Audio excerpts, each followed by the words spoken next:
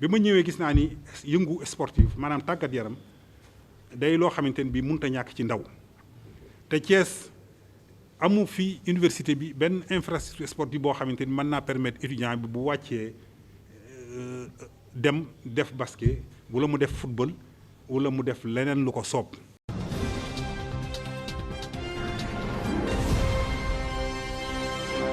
di sant di gërëm d'abord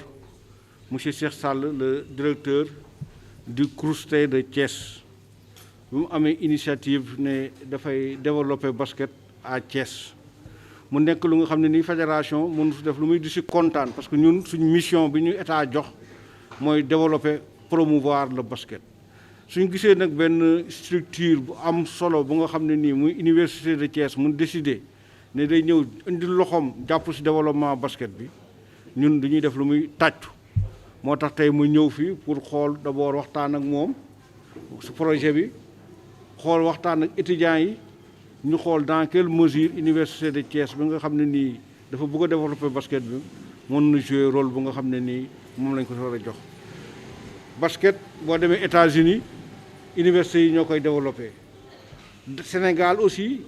université de Dakar référence la ci basket université Saint-Louis référence la basket donc bu université Thiès jógee ni dafa bëgg a développer basket ñun nu ñuy def lu muy tàccu di wax ne aujourd'hui li ñu bëgg mooy université Thiès basket bi domine ci sport yëpp. donc di wax ne kontaan naa bu baax a baax ci projet bi xam naa ne Cheikh Sall lii du gan ci moom parce que moo nekkoon COUD Dakar mooy liggéey ak moom moo nekkoon président DUC moom mu nekkoon le CSA du COUD moom laa doon traité tout le temps xam na bu baax basket bi xam na bu baax ne basket aussi facteur de stabilisation campus universitaire la et loolu c'est important parce que étudiant bi ba soxla na bu jàngee ba pare mu ñëw foo tuuti donc vraiment kontaan naa bu baax. Monsieur le président de la fédération et sa délégation, la délégation qui l'accompagne, permettez-moi d'abord, à l'entame de mes propos, de remercier les étudiants thiessois. Je n'ai pas eu l'occasion de le faire. Parce que depuis que je suis venu à Thiès, j'ai trouvé des étudiants modèles, des étudiants responsables, des étudiants qui veulent promouvoir le modèle de l'étudiant thiessois. Un tel modèle est donné en exemple aux autres universités du Sénégal. Vous l'avez vu, vous l'avez dit, lors des événements qui ont secoué récemment le pays, les étudiants étaient des sentinelles thiessois. Ils m'ont dit, monsieur le directeur, nous savons pourquoi nous sommes là. Nous sommes là pour apprendre, nous sommes là pour avoir des conditions de vie meilleures, mais nous ne sommes pas là pour détruire ce que nous allons réclamer demain, qu'on le construise. C'est pour cela, au nom du ministre de l'Enseignement supérieur, au nom du président de la République, en mon nom personnel, nous vous remercions au fond du cœur et vous demandons de poursuivre sur cette voie. La violence est une forme d'expression, comme le président l'a dit, mais le dialogue aussi est une forme d'expression. Je crois que vous avez privilégié le dialogue et la concertation pour résoudre vos problèmes. Vous avez des problèmes comme tous les autres étudiants du Sénégal. Certainement, vous en avez plus que les autres. Mais vous n'avez pas pris votre jeunesse comme alibi pour faire des casses. Vraiment, je suis très honoré d'avoir des étudiants comme vous et rien n'est trop beau pour vous. C'est dans ce cadre-là que quand je suis venu à Thiès, je ne pouvais pas imaginer une université sans structure sportive, une université sans activité sportive,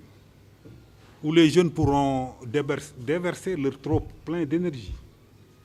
Parce que, vous le savez, le sport est une soupape importante de la santé, qui la résultante aussi de la réussite de l'étudiant. Parce que des étudiants qui, après les études, sont dans leur chambre, donc c'est inadmissible. C'est dans ce cadre-là que j'ai dit qu'il faut mettre le focus sur les activités sportives, les infrastructures sportives. Et nous allons faire appel aux bonnes volontés. Monsieur le Président, tous les Thiessois, pour qu'ensemble qu'on puisse mettre nos étudiants dans de bonnes conditions. Moi, j'ai d'abord privilégié le basket. J'ai dit que je veux que Thiès soit le vivier naturel, le grenier par excellence des meilleurs basketteurs du Sénégal, de l'équipe nationale du Sénégal. C'est mon ambition. Je crois qu'avec vous, on ne va pas négliger l'autre sport. Mais dans un premier temps, il faut commencer par quelque chose. J'ai demandé à mon directeur des constructions et entretien de faire le devis pour qu'on puisse lancer un appel d'offres pour voir comment construire le terrain de basket et un autre terrain au niveau de la VCN, réfectionner les terrains de l'ESEA et de l'EPT. Et on va s'y mettre, donc on a une petite expérience, comme le directeur, le président l'a dit, pour voir comment essayer d'avoir à Thiès des joueuses, des joueurs qui me permettront d'accéder facilement à l'élite. Voilà mon ambition, c'est pour cela que j'ai invité le président pour qu'il puisse voir là où nous en sommes. Nous sommes à l'état, au b.a.-ba, au degré presque zéro, si je m'exprime ainsi, sur le plan des infrastructures. Mais on va faire des pas de géant, Inch'Allah. C'est ce que je voulais dire, et de remercier monsieur le président de la fédération et l'ensemble de la délégation qui l'accompagne. Remercier aussi l'équipe qui m'accompagne, les PATS, qui sont aussi derrière nous, qui sont à l'avant-garde de tous les combats que nous menons. Donc,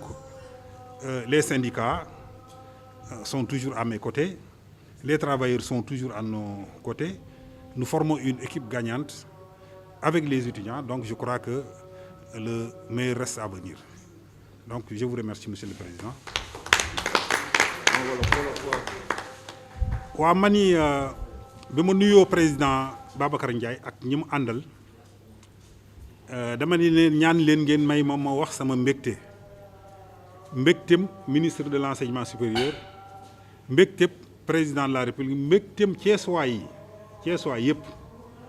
parce que Thiès boko wëré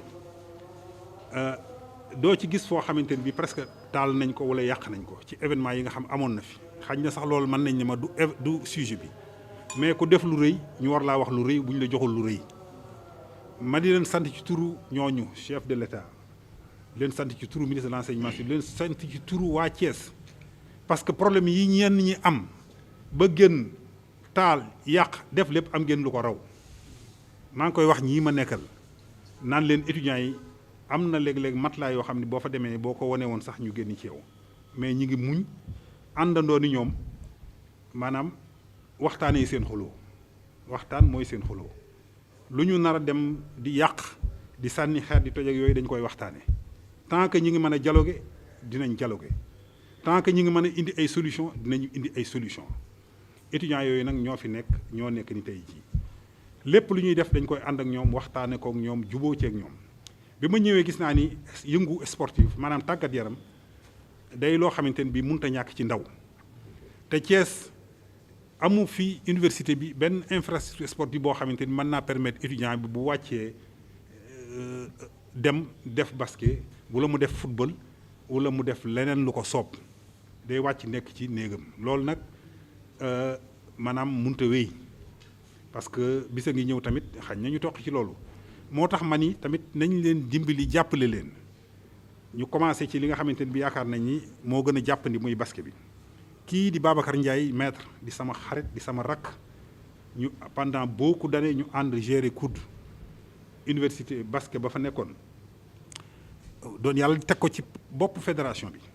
ma woo ko ni ko ñëwal gis fi ñu toll ak fa ñuy commencé di ko ñaan ni ko mu jàppale ñu ci fédération bi parce que structure publique lañu aussi mu jàppale ñu ci li mu man jàppale ñu aussi ci ay relation parce que li mu doon président fédération bi mënu koo doon te amul carnet d'adresse bu am solo loolu lépp mu jàppale ñu ci ba nga xamante ni bii fii ak déwén wala ginnaaw déwén ñuy tuddee ni ñuy tuddee yeneen université yi loolu moo taxoon tey jii mooy yëlla ji ma woo ko ni ko kaay fii gis may woo Thiès waay yëpp nag ni leen université bi ñun waa Thiès ñun ñëpp a ko moom ñun ñëpp a ko bokk université à vocation scientifique la ñu am Thiès université d'excellence la ñu am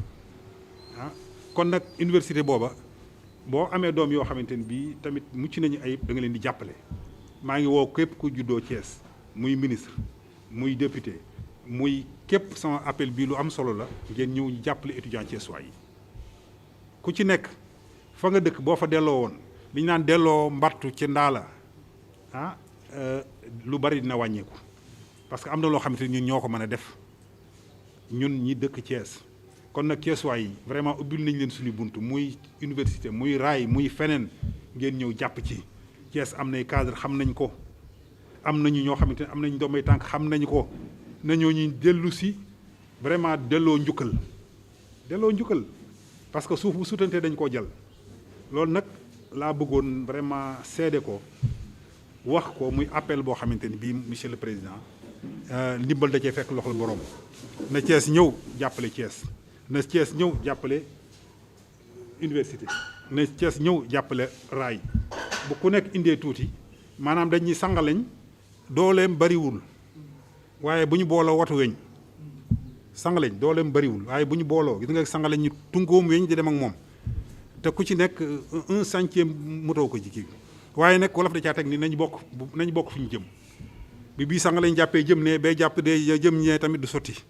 bu ñu booloo watu weñ waaye nañ bokk fu ñu jëm kon nag nañ bokk fu ñu jëm jàppale suñu bopp ñii suñuy doom lañu suñuy jarbaat lañu suñuy lépp lañu nañ leen jàppale parce que c'est une université à vocation scientifique ay école d'ingénieur ngi fi yoo xamante ni EPT ENSA ak ñiy def informatique ak j'en passe donc vraiment nañ leen jàppale. Je m'appelle El Hadj Abdoul Aziz Sy Ndiaye, président de la conférence des amicales des étudiants de l'université de Thiès, étudiant également à l'Institut universitaire de technologie en gestion logistique et transport. projet bi nga xamante ni moom la directeur di taxawal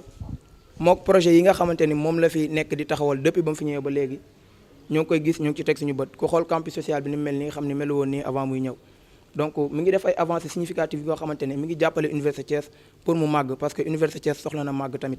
parce que quoi qu'on puisse dire on oriente parmi les meilleurs bacheliers au niveau de l'université de Thiès à l'UFR 7 au niveau des sciences de l'ingénierie à l'ENSA à l'UIT à l'UFR 7 ou bien au niveau de l'UFR santé on envoie les meilleurs étudiants au niveau de Thiès. Pourquoi ñuy fexe di favoriser li nga xamante ne mooy dialogue bi ak paix bi parce que xuloo bi ak xeex bi amul njëriñ te dafa ñuy tardeel te ginnaaw bi nga xamante ne suñu ay waajur yi dañuy yebal fii nii ngir ñuy def ay résultats ngir ñuy am ay diplôme ngir après mu ñu ciy jëriñ te ñu xam ne xeex boobu noonu ak xuloo boobu noonu mën nañ ci étudiants yi mën nañ ci jëlee ay loraange yu nga xamante ne du leen jëriñ tey du leen jëriñ ëllëg te loolu ñaanuñu ko te buñ ko fi defee tamit mu am loo xamante ne daf ci dal étudiant ñun ñi nga xamante ne ñun leen jiital dañ ciy doon ay responsable te loo xamante ne li ñu naan ay du yem ci bopp borom moo tax à chaque instant dañuy fexe di jéem di waxtaan ak autorités yi ñoom aussi ñu doon ay nit yoo nga xamante ne dañuy taxaw di ñu jàppale nekk ay nit yu compétent parce que problème bu ñu am directeur da ciy taxaw balaa muy ñëw sax directeur daf ci anticiper muy pragmatisme bi nga xamante ne moom la am loolu aussi ñu koy saluer di ko remercier parce que ñun moom li muy wax ñun leneen ni la ñuy wax parce que ñun directeur dañu koy ñaanal mu yàgg fii parce que bu ñu amoon directeur bu mel nii fii Thiès mën nañu wax ni dina yéeme di féliciter di waxaat jaajëfal nañ aussi président fédération basket lii mu ñu defal ci ñëw bi nga xamante ne ñëw na ko fii ci suñu université bi kontaan nañ ci bu baax mbégte mu rëy lañ ci am te di ko wax ni am nañ yaakaar ni fii ak déwén wala déwén jéeg travaux yi dina pare ba ñuy wax équipe ou bien université Thiès basket club ñu koy dégg fu sori mu dem ba ligue ba nga dem ba nga xam ne dañ ci am ay professionnels yoo xamante ne dañuy bokk ci équipe nationale bu Sénégal de basket.